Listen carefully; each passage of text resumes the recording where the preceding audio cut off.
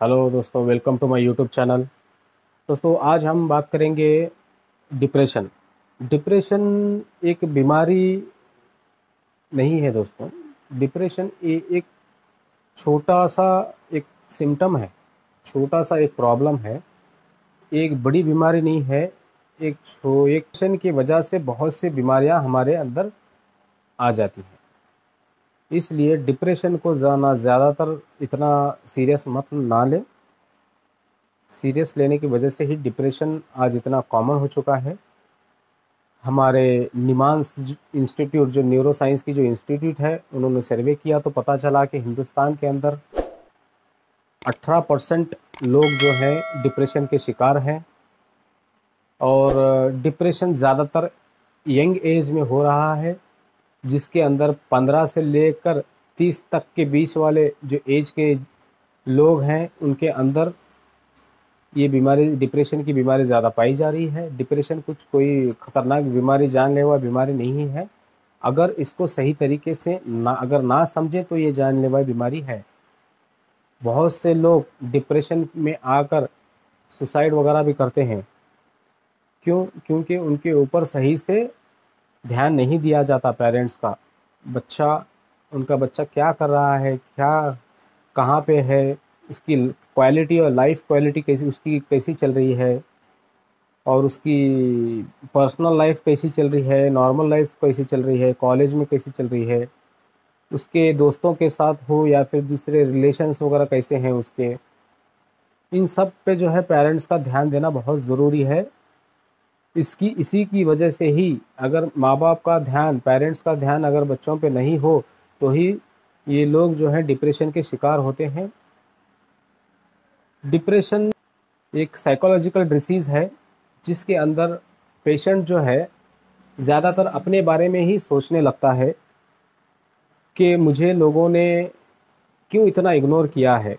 For example मैं आपको बताता हूँ। अगर आप कहीं सड़क पे जा रहे हैं, कोई आपका ख़ास दोस्त वगैरह आपको दूर से नज़र आया, आपने उसको जस्ट हाय करके हाय से हाथ किया, उसने अगर आपको हाय किए बगैर ही ऐसे ही अगर चला गया, तो आप यही चीज़ों को माइंड में ले लेते हैं कि मैंने उसको हाय किया और उसने मुझे रिप्लाई में इग्नोर कर दिया, उसने मेरी तरफ देखा ही नहीं।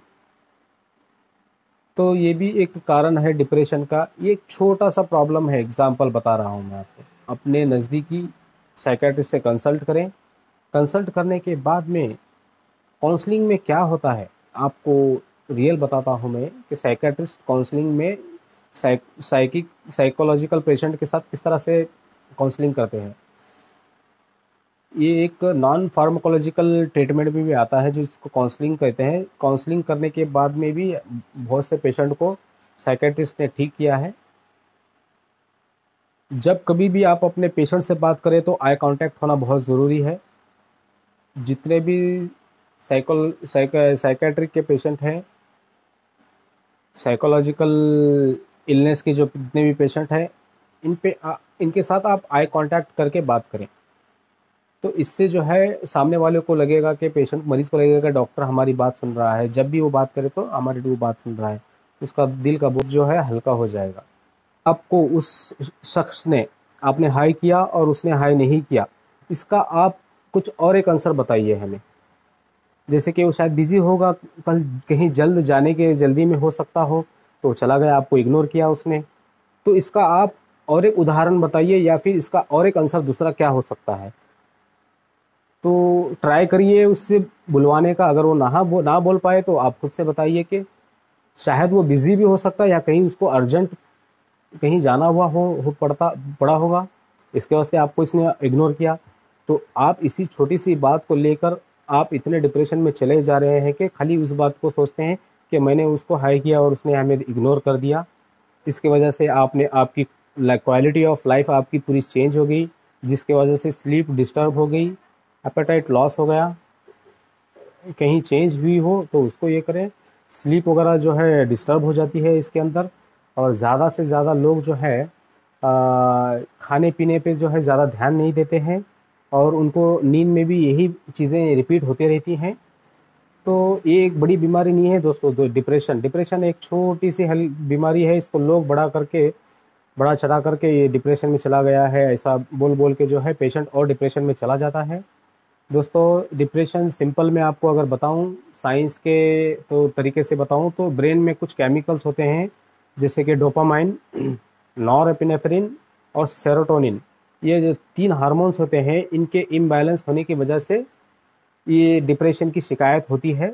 इसमें जो डॉक्टर्स ज़्यादातर फार्माकोलॉजिकल ट्रीटमेंट में अगर देखेंगे तो आपको एंटी डिप्रेसेंट ड्रग्स वगैरह देते हैं, और बहुत से लोगों का मानना है कि ये एंटी डिप्रेसेंट जो दवाइयाँ होती हैं ये नींद लाती हैं, मगर दोस्तों ऐसा कुछ नहीं है।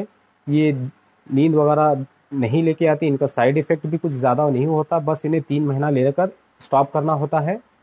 और नॉन फार्माकोलॉजिकल ट्रीटमेंट में अगर आप देखेंगे तो सबसे पहले ये है कि पेशेंट का जो है, पेशेंट को बिजी रखना है। जो भी डिप्रेशन का पेशेंट है उसे अकेला ना ही कहीं भी अकेला नहीं छोड़ना है, अकेला रूम में भी ना रहे, या फिर उसके अगर ज़्यादातर टाइम अपना फैमिली के साथ स्पेंड करे या दोस्तों के साथ स्पेंड करे। अगर उसकी 12th वगैरह हुई है तो उसको आगे बैचलर डिग्री वगैरह करने के लिए उसको अप्रोच करें। फिर उसको उसका ज़्यादातर कॉन्फिडेंस लेवल को बढ़ाएं जहाँ तक हो सके। डिप्रेशन पेशेंट के अंदर कॉन्फिडेंस लेवल ज़ीरो होता है, इसके वजह से वो सोचते हैं कि हम कुछ नहीं कर पाते, लोग हमें इग्नोर कर रहे हैं, हमारे अंदर वो क्वालिटी नहीं है। इसलिए ज़्यादातर जो डिप्रेशन के पेशेंट होते हैं, ज़्यादा सोचने की वजह से सुसाइड भी अटेम्प्ट करते हैं, और बहुत से लोगों ने सुसाइड किया भी है।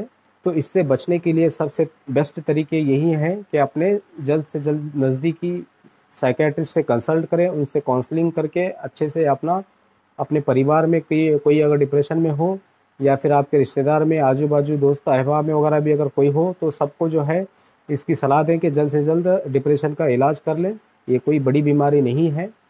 फिर इसमें और एक तरीका अगर आपको बताऊं तो प्लेस चेंज, इस मतलब जगह, अगर आप इस घर में रह रहे हैं, इस एरिया में रह रहे हैं, अगर उस जगह पे आपने वो थिंकिंग आपको उस वहाँ से शुरू हुई है, तो अगर आप इस ये प्लेस को छोड़ के किसी और प्लेस अगर जाकर एक 6 महीने के लिए अगर भी आप चले जाएंगे, तो इससे भी आपको बहुत फ़ायदा होगा। वहाँ पे नए लोग मिलेंगे, नई थिंकिंग रहेगी, एक नया इन्वायरमेंट रहेगा, हर आपकी लाइफ जो है वो चेंज हो जाएगी, क्वालिटी ऑफ लाइफ भी चेंज हो जाएगी। पर्सनालिटी डेवलपमेंट के जो है ज़्यादातर कोर्सेस वगैरह आते हैं, उसको ज्वाइन कीजिए, और अपने आप को बिज़ी रखने के लिए एक्सरसाइज भी एक बेस्ट ऑप्शन है। और इसमें जिमिंग वगैरह भी आप कर सकते हैं, जिमिंग है, स्विमिंग है, रनिंग, जॉगिंग। इससे क्या है, हमारा जो विल पावर स्ट्रांग हो जाता है एक्सरसाइज वगैरह करने की वजह से। तो जो भी, क्योंकि जो डिप्रेशन के पेशेंट होते हैं उनके अंदर वीकनेस ज़्यादा आ जाता है। वीकनेस क्यों आता है? क्योंकि उनकी क्वालिटी ऑफ लाइफ जो है पूरी चेंज हुई रहती है। What is quality of life? Quality of life यानी आपका खाना पीना, रहना सोना, ये सब, इसको ही क्वालिटी ऑफ लाइफ बोलते हैं। आपका बात करने का तरीका हो।